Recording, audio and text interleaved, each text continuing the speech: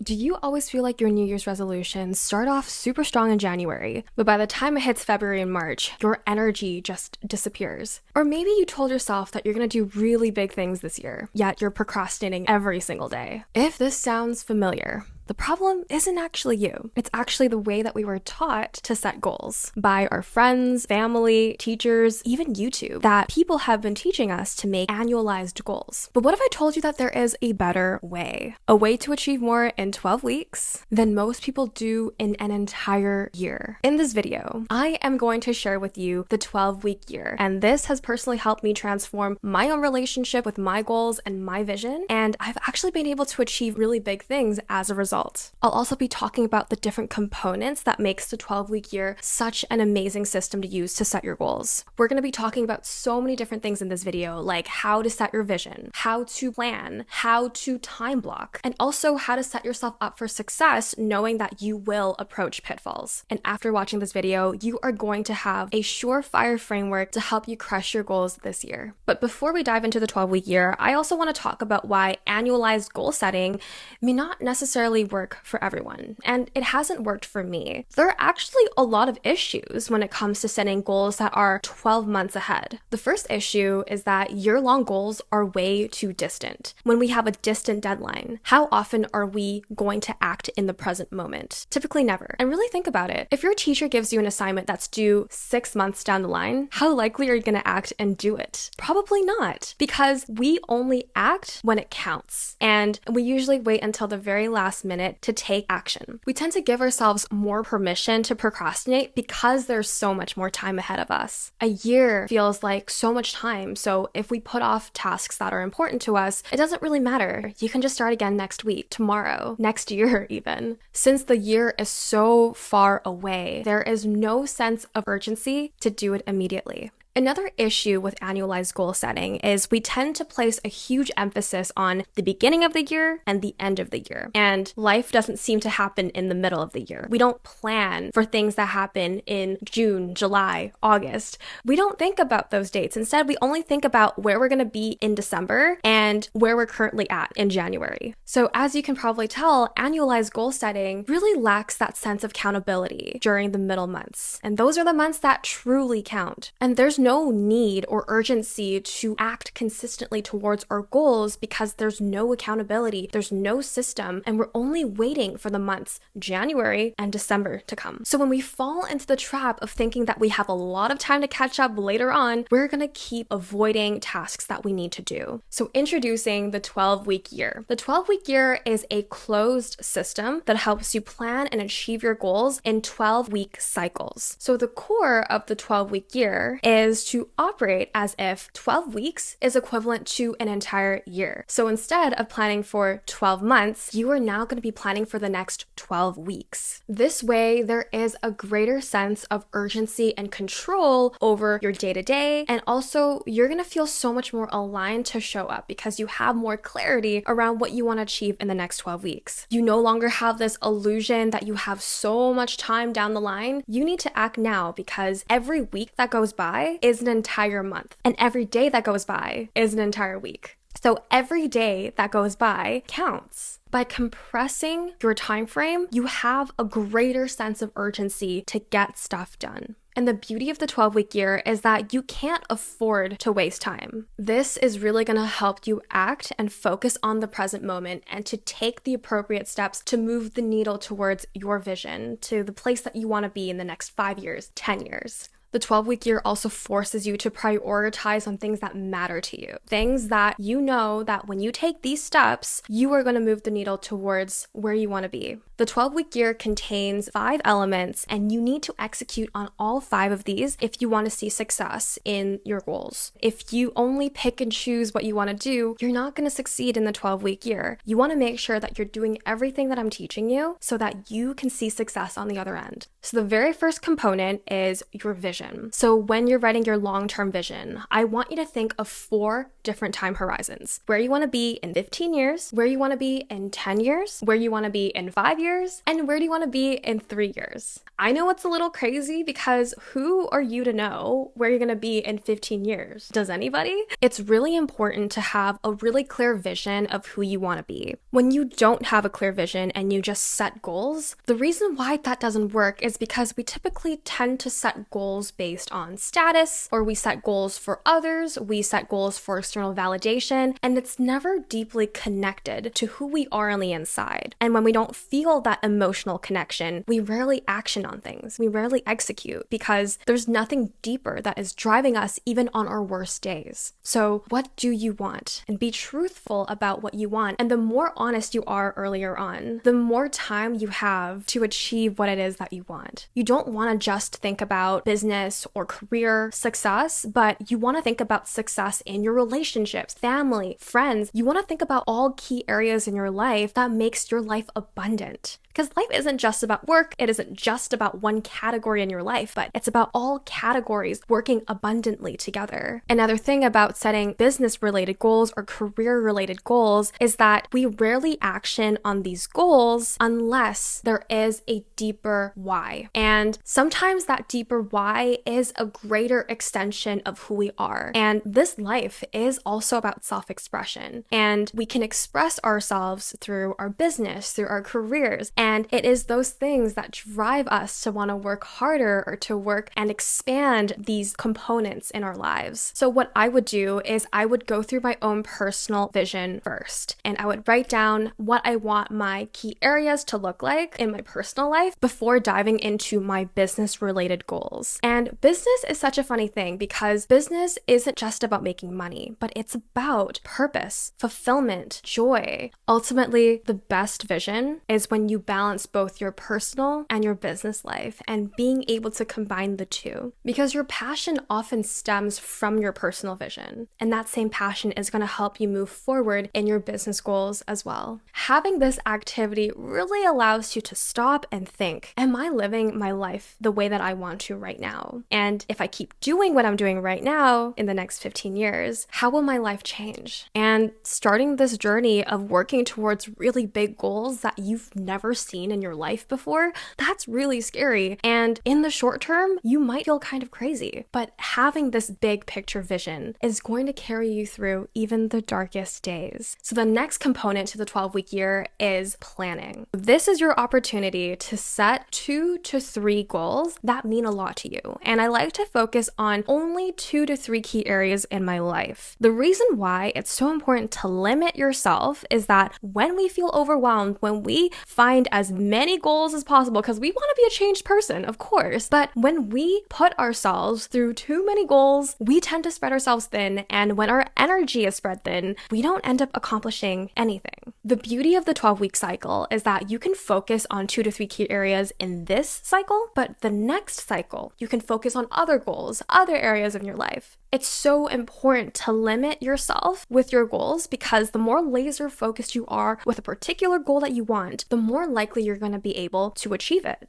So when you write these goals, you want it to be specific and measurable. Don't say, I just want to network more. That isn't specific or measurable. Something measurable is adding a quantity to it. So saying, I want to network twice a week, and I also want to receive 5 business cards by the end of each networking night. That is a very specific and very measurable goal. So write numbers for your goals. The second thing you want to do is you want to state them positively. So instead of saying, I don't want to spend too much time on my phone, instead you can say, I want to allocate 2 hours a day reading a book. This way we are focusing on the positive. We're focusing on what we can do instead of playing on our phone. The third thing is that you want your goals to be a realistic stretch. Everyone's going to have a different relationship around what realistic means to them. But what haven't you actualized yet, but you know you can do it if you pushed a little harder? That is a realistic stretch. So ask yourself, what is something that is doable for me and I know I can do, but what will also be a challenge?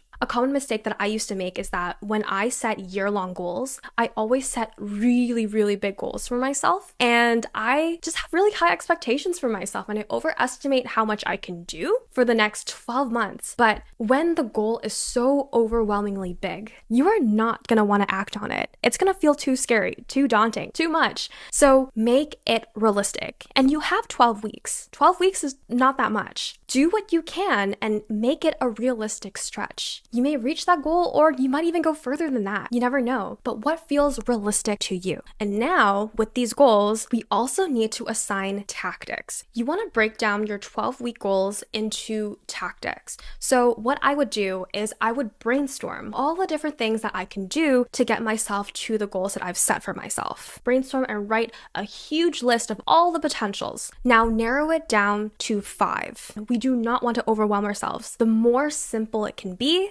the better. So the fewer the tactics, the better. Now, after choosing your tactics, it's time to actualize them. So write them down and be as specific as possible around what that task is. Write a number, a value to it. So write how much you want to make, or how many networking events you want to go to, how many videos you want to make. Be specific around the number, and also include a due date. So for example, for me, I want to make YouTube videos once a week. My due date is Sunday. And your tactics should be something that you can check off 100%, knowing that you did that. Your tactics should start with a verb. So for example, send a follow-up email, schedule a 15-minute call with 3 prospects, film 1 YouTube video by Sunday, track daily calorie intake in my fitness app, go to the gym 3 times a week. The more specific we are around our goals, the more likely we're going to be able to achieve them. Now, the next component of this 12-week year system is measurement. Now, measurement is a little uncomfortable because it is a very objective way of measuring your growth. It seems excessive. Why do I need to score myself every week? The reason being is because you need an objective lens of whether you are taking those steps or not. You need to see this from a perspective of a scientist. Number one reason is you want to see if you're actually taking those steps. But the second reason is seeing that you've taken these steps. Are the tactics that you are planning really working? For someone who is an overthinker like myself, who used to live a lot in their heads, when we are so emotional or when we feel like we have all of these big goals and dreams, our minds are so busy. And we have this impression of, yes, we're doing a lot because we're thinking about our goals and dreams a lot. But what is actually happening in the physical world? And when you have a weekly scorecard, you can actually see all these goals that you're thinking about. Are you actually doing anything about it?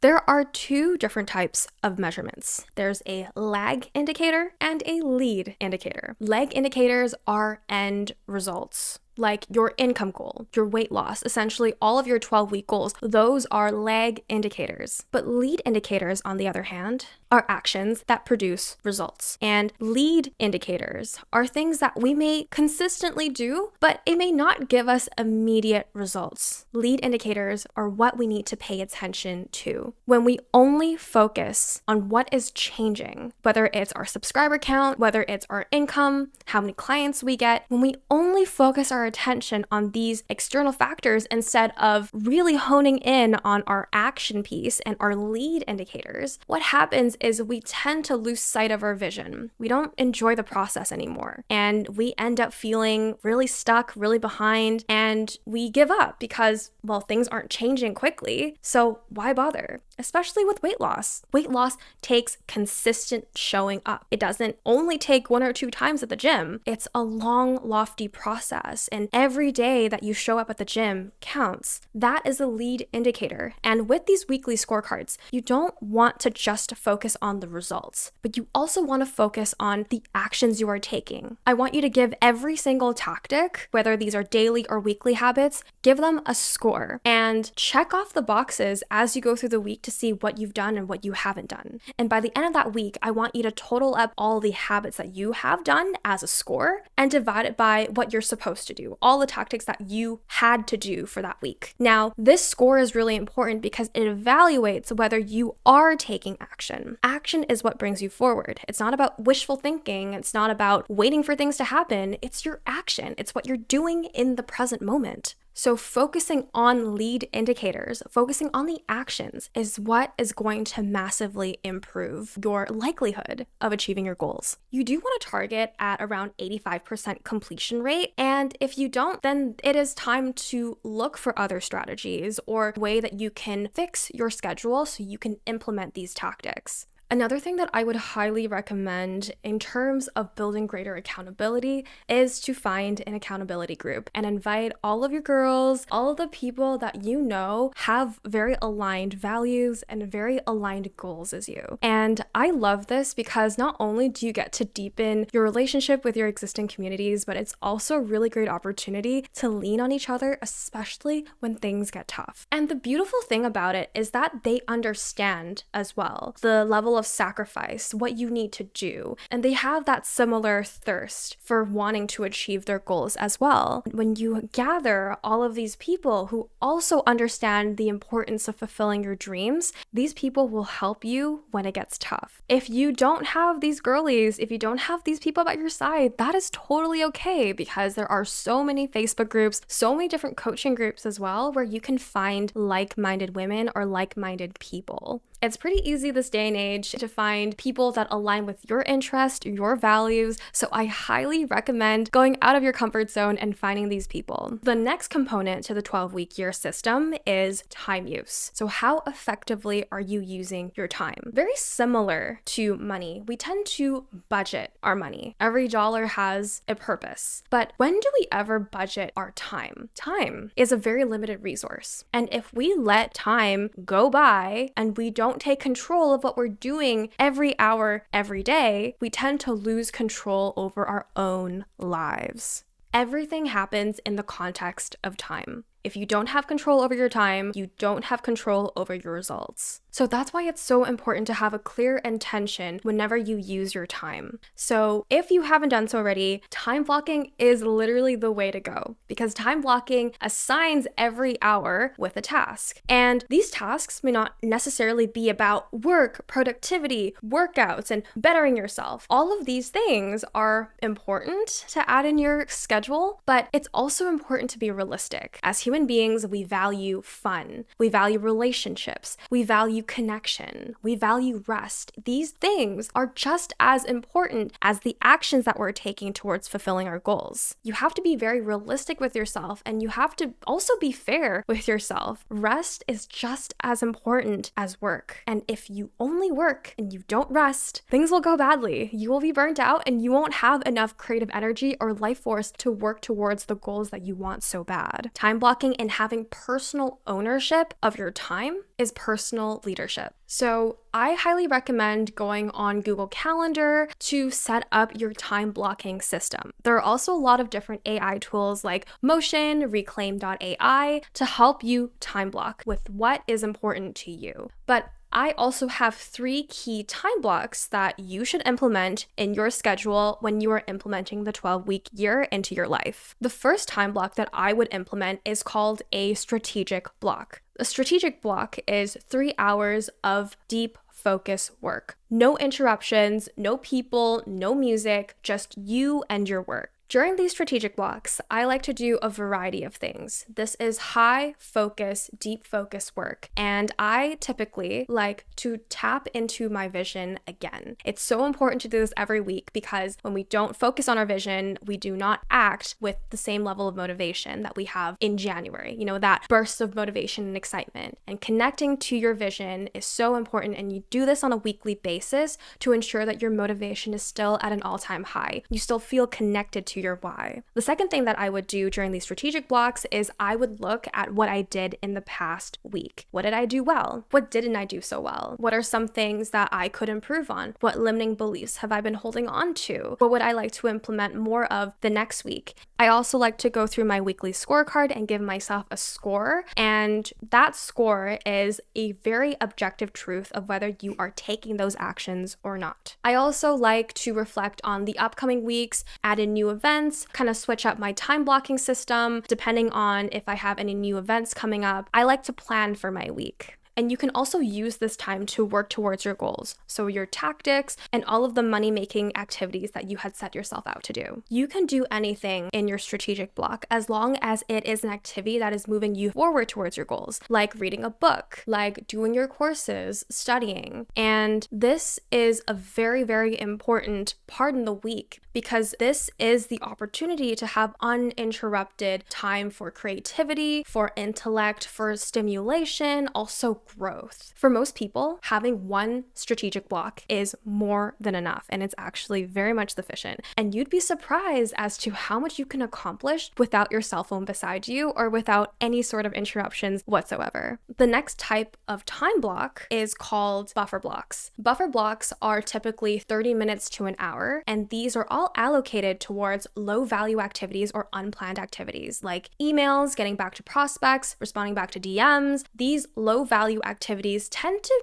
take up a lot of our time if we do it throughout the day. But when we allocate time, 30 minutes, an hour to get them all out of the way, it enables us to have room for other things during the other parts of our day. When we can condense all of those admin tasks into 30-minute compartments, 1-hour compartments, all of those admin tasks out of the way will actually clear up your schedule way more than you think. You tend to have greater control over your day when you group together all of these admin, low-value tasks together. You tend to save a lot more time in the process. The last type of block that you should implement are break blocks. And in this day and age on social media, you probably see everybody talking your head off about no breaks. You just got to keep going. You got to keep grinding. But that's very unrealistic because as humans, we love fun. We need to have fun in our day-to-day. We need to take breaks. We need to invest in our relationships, our friendships, our family. We also need to take time for wellness and taking care of ourselves so we can fill up our cup and be able to give more towards our business, towards our career. When we neglect self-care and wellness, we tend to deplete that cup so much until we get to a breaking point. And we don't want that, you know?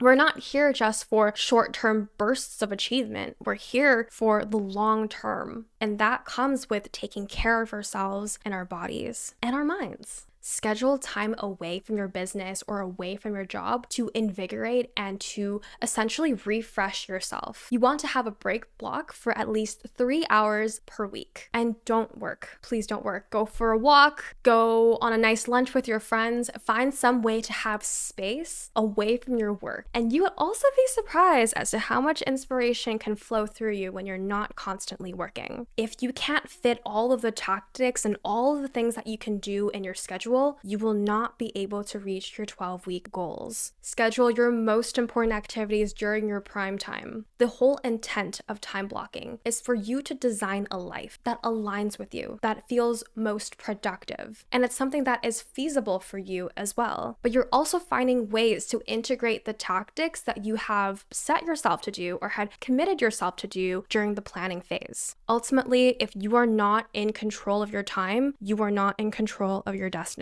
Now, I know you're super excited to get started on these 12-week goals, but I want to share some common pitfalls that people tend to make. The first mistake is that people tend to create 12-week goals that do not align with their long-term vision. Again, you have to be honest with yourself around what you want. What is it that you want in your life? Not anybody else, not your mom, not your sister, not your friends, not your dog. What do you want? And then use that vision to write out your goals. You should feel a deep emotional connection towards your vision so that when you show up every day, you don't feel as resistant. Instead, you feel driven by something deeper than external validation, something deeper than status. You are driven by a purpose. Another common pitfall is overcomplication. And overcomplication comes with setting too many goals and setting yourself too thin. Again, 2 to 3 goals is your target. You don't want to go any further. You don't want to go any more because when you spread yourself too thin, you're going to feel so overwhelmed that you're not going to do it at all. On top of that, when you have too many tactics towards your goals, that can also be overwhelming in itself as well. Because if you find a million different things you have to do, of course you're going to be overwhelmed, and of course it's going to feel hard to show up. Sometimes simplicity is literally the key to success. There's no other secret formula. And maybe the reason why you haven't been achieving your goals is because you've been overcomplicating the system in the first place. Lastly, you do not make tough choices. These goals that you would set up for yourself to achieve, they require sacrifice. We, unfortunately, cannot have it all. When we want our goals so bad, it has to come at a cost. For example, the time that you want to spend filming YouTube videos, you're gonna have to replace that from all the time that you've been spending watching Netflix on Saturdays. What about going to the gym and waking up early going to the gym? If that's one of your goals, you wanna look lean, hot, and sexy, you're gonna have to sacrifice sleeping in. When you don't sacrifice for your goals aren't important enough. Goals require sacrifice, and that's something that people don't want to admit, but it will take up capacity in other existing things in your life. So what are the things that your goals are going to replace? Write them down. So now you know why annual goals tend to fail for so many people, including myself. And 12-week goals has completely revolutionized the way that I set goals, my relationship with these goals as well. And I genuinely feel like every day I wake up, I have a sense of purpose, I have a sense of duty, and I know what I need to do. And having that clarity is going to save you so much time and so much energy, and it's going to feel clear. And that is what the 12-week year does for you. Just imagine looking back in 12 weeks, being so surprised around how much you've accomplished. And you're gonna be so surprised that what usually takes you a year to accomplish only took you 12 weeks. It's possible when you finally take time and planning seriously. Now, I wanna hear from you. What is one goal that you want to achieve by the end of the next 12 weeks? Have a good week.